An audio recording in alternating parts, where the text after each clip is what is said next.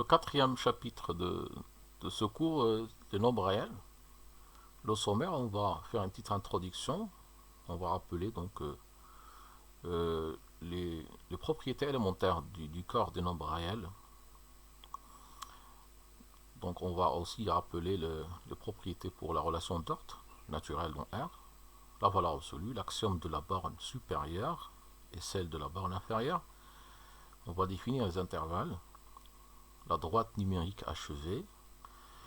On va parler de la propriété d'Archimède dans R, et puis la partie entière, et approximation décimale d'un réel, et à la fin, on parle de la densité dans R.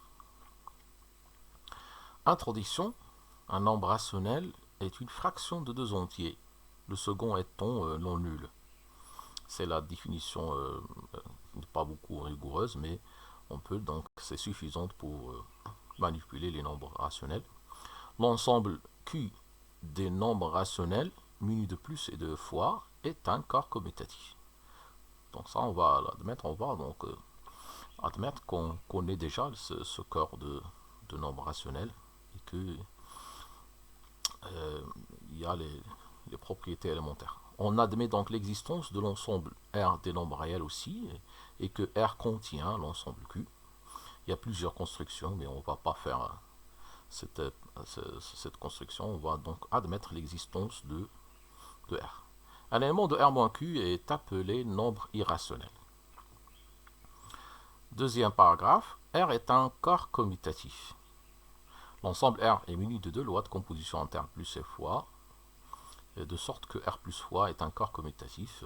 Plus et fois sont commutatifs. Ça veut dire que x plus y est égal à y plus x pour tout x y dans R, et x fois y est égal à y fois x. Il y a l'associativité, c'est-à-dire vous pouvez donc changer la position des parenthèses. Il y a la distributivité de fois par rapport à plus, ça veut dire que x fois y plus z est égal à x fois y plus x fois z. Et aussi à droite, c'est vrai. 0 est élément neutre pour plus, ça veut dire que x plus 0 est égal à 0 plus x est égal à x. Pour la multiplication 1 est un élément neutre, 1 fois x est égal à x fois 1 pour tout x dont R est égal à x. Tout x dont R admet un opposé, noté moins x. Tout élément de R non nul admet un inverse, qui est noté x moins 1, ou bien 1 sur x. Inverse, ça veut dire que x fois x moins 1 est égal à x moins 1 fois x est égal à 1. Troisième paragraphe, R est totalement ordonné, ça veut dire qu'il est muni d'une relation d'ordre total, notée inférieure ou égale. Cet ordre est compatible avec l'addition, ça veut dire que pour chaque x, y, z, x inférieur ou égal à y implique que x plus z est inférieur ou égal à y plus z. Si vous ajoutez la même quantité aux extrémités de l'inégalité, donc l'inégalité ne change pas.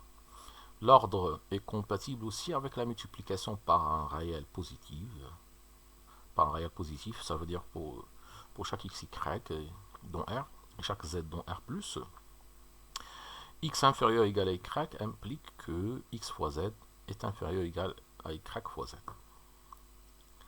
Quatrième paragraphe, la valeur absolue. Définition, on définit la valeur absolue de x par la valeur absolue de x est égale, c'est ça le symbole de la valeur absolue, c'est x ou bien moins x, il est égal à x si le x est positif, sinon c'est moins x. Exemple, la valeur absolue de 1 moins racine de 2, c'est racine de 2 moins 1, parce que racine de 2 c'est plus grand que 1. Donc 1 moins racine de 2 est négatif, donc il faut prendre l'opposé. 7 sur 2 moins pi, la valeur absolue est égale à 7 sur 2 moins pi, puisque 7 sur 2 est plus grand que pi. Pi est donc une valeur approchée à 10 à la puissance moins 2, c'est 3,14, donc c'est beaucoup plus petit que 7 sur 2.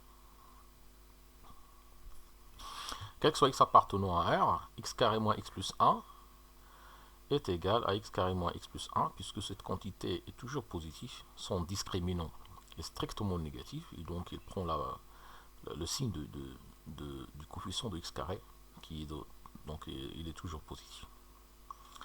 Quelques propriétés donc pour la la valeur absolue, les propriétés élémentaires, x, y dont sont deux réels, et alpha un réel positif et n un entier naturel. La valeur absolue est toujours positive. La valeur absolue d'un nombre réel est égale à la valeur absolue de son opposé. La valeur est nulle si et seulement si x est nul.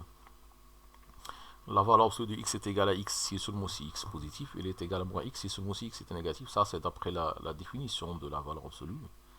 La valeur absolue de x est égale à alpha qui est positif. Ceci équivalent à x est égal à moins alpha ou bien alpha. La valeur absolue de x est inférieure ou égale à alpha, équivalent à x est compris entre moins alpha et alpha. On rappelle toujours que alpha doit être positif. La valeur absolue de x est plus grand ou égal à alpha.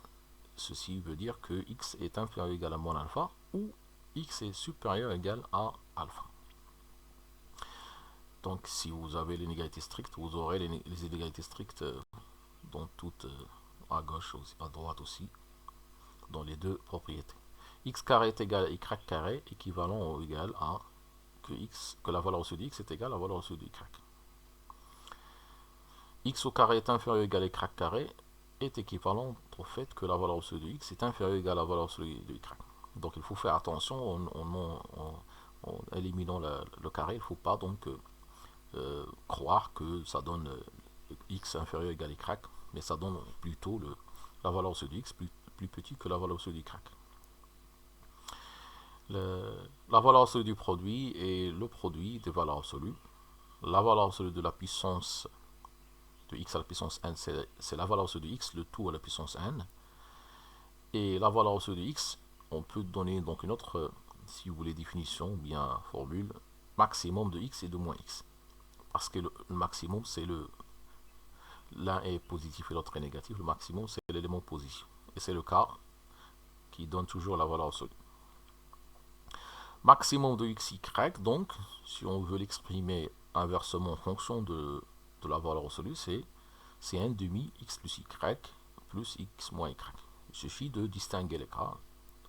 Est-ce que x est plus petit ou bien plus grand que y? Pour le minimum, c'est égal à 1 demi x plus y moins x moins y. Et toujours, on peut le vérifier par disjonction de cas. Est-ce que x est plus grand ou bien plus petit que y? Voilà, ce sont des propriétés élémentaires pour la valeur absolue.